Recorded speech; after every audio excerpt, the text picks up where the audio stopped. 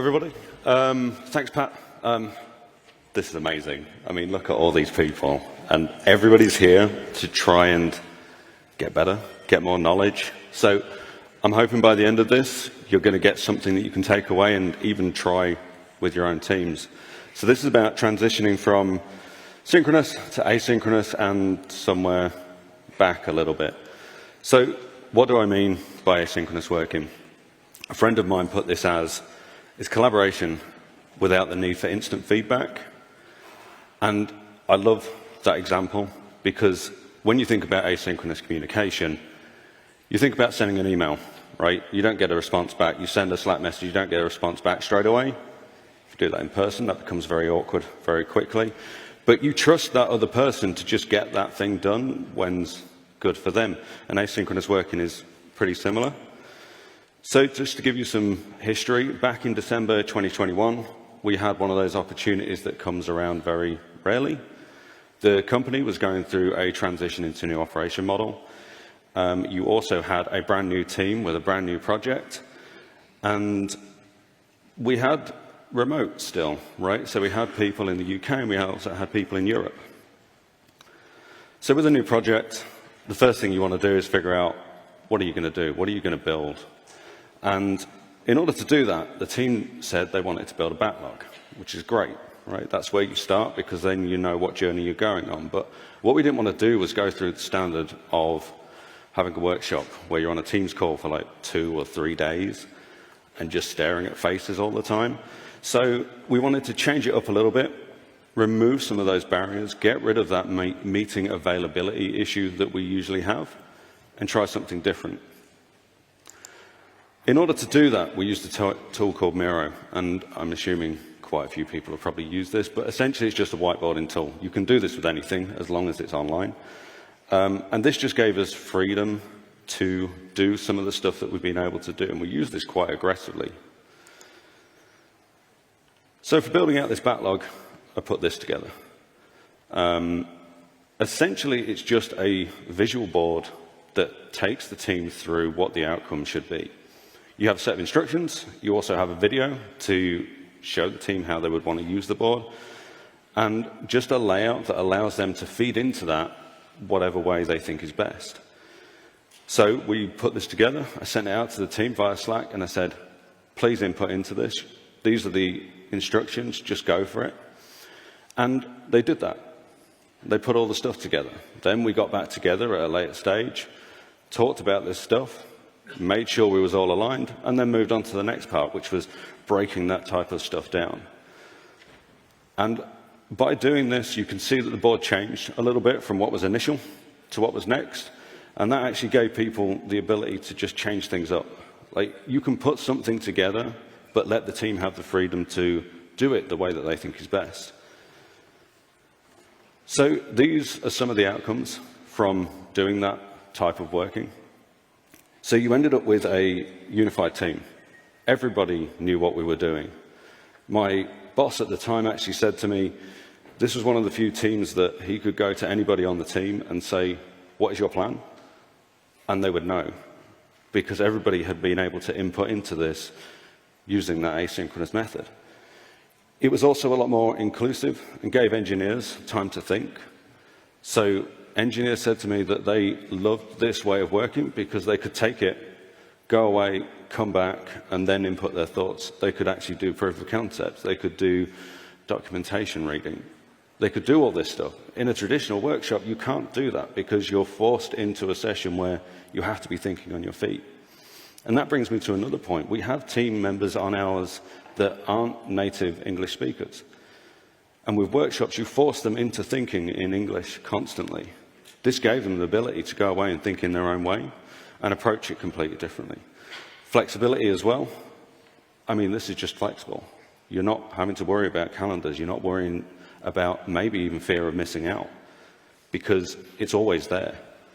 And documentation by default. Like, you're generating your own documentation with this, so you don't have to worry about doing the documentation as a follow-up.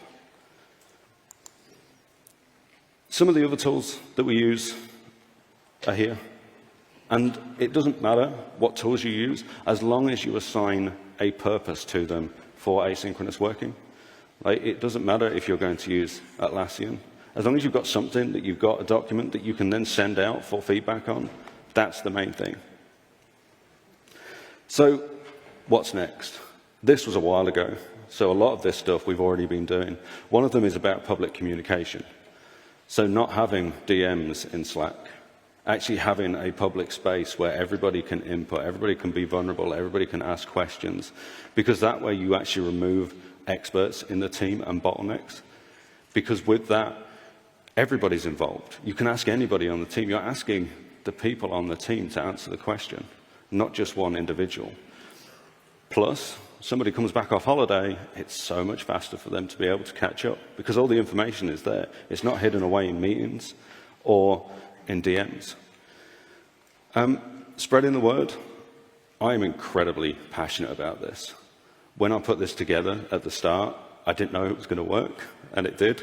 And ever since, we've just been constantly building on this. So that's why I'm here. I want to show people what is capable with this style of working and some of the methods and experimentation you can do with it. And the experimentation part is interesting because you can always default to asynchronous first and then move back to synchronous if you need to. But it's about making sure that you experiment and getting feedback from team members, whether it's working or not. So step back a little bit. I wanted to call this out because I kind of pushed it too far. I tried to asynchronous everything, and that just doesn't work. There are some things like one-to-ones, you can't really do that asynchronous. There's no personality. But we recognize that just from feedback from the team. Like the team said, cool, let's try it. It didn't work, so we pushed it back. But it doesn't mean that that's it, right? It's about then constantly trying it again, maybe in a different way, but getting that feedback constantly will help push that forwards. And actually, the other one to call out is self-management skill. So you're now changing a skill set that wasn't there before. Most engineers like to pick up a Jira ticket, well, not Jira, but some form of ticket, and then push it through to production, right? With this, you're also asking them to manage a lot of their own time. They have to then deal with a lot of asynchronous messages. Like there's a lot of notifications coming in. Somebody wants you to look at this document, somebody wants you to look at this project, somebody wants to input into this. And that's a massive skill set change.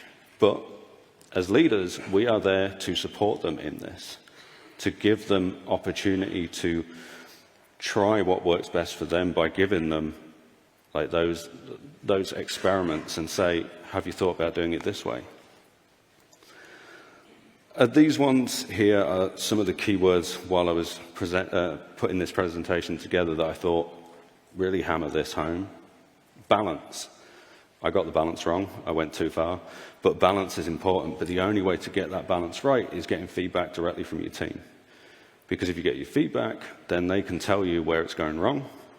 But they can also start suggesting stuff. So as part of that feedback, they could even say, hey, what about this? I even had a team member say to me, could we introduce an asynchronous day? A day where everything we do is asynchronous. Stand-up is not a meeting first thing in the morning. It's a Slack message. It gives them freedom to focus. And that got me, because it was one of those, you have put something forwards. The team love it so much, they're now actually suggesting, let's also do this stuff. I wanted to call out a couple of resources. One is GitLab. They do this on a massive scale, but because all of their documentation is public, it makes it so easy for other people to look at that, to ingest that, to try out some of those experiments. And then the other one is Effective Remote Work by James Stanier. The thing about asynchronous working is it's not just about remote working. It is about enabling working from anywhere. But what this book does is it helps you understand some of those methods that you could take forwards and test out. Thank you for your time. If I can leave you with one thing, apart from there's a Slido Q&A, because I can do Q&A asynchronously, is to think asynchronously. Like, next time you're about to put that meeting in somebody's calendar, next time you're about to ask somebody something, make sure that you've given them enough information and maybe put a document together and ask for feedback directly. It doesn't need to always be a meeting. Clear up people's calendars. Thank you.